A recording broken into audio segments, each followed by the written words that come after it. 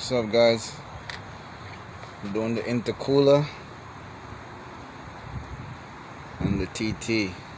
It's a lot of work. As I said, I'm trying to get 400 horsepower, so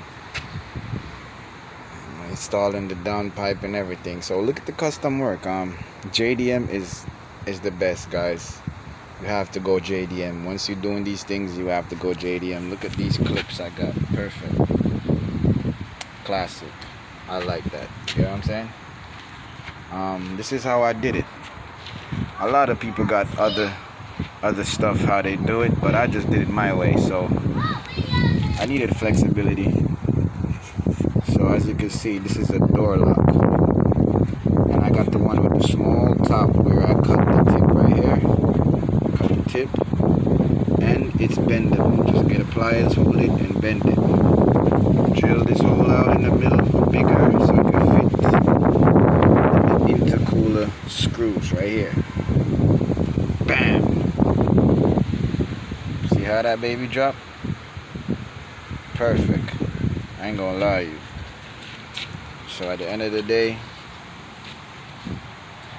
we looking banging up in here, you know? Because this other car is here blocking my shit, but it is what it is. So JDM, man, I love you for real. You guys really doing a good job, man. Excellent performance, excellent intercooler, excellent rubbers. It's perfect. You know? So there we go. Now you see how it's easy to lock.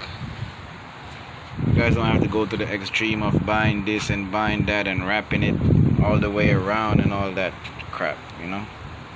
Simple and easy. First, you gotta drill a hole through this though. You know what I'm saying? Get your drill and just drop a screw in there. You don't have to go through the whole bottom, because the screw just gonna go up in there and get tight. Stay tuned, baby.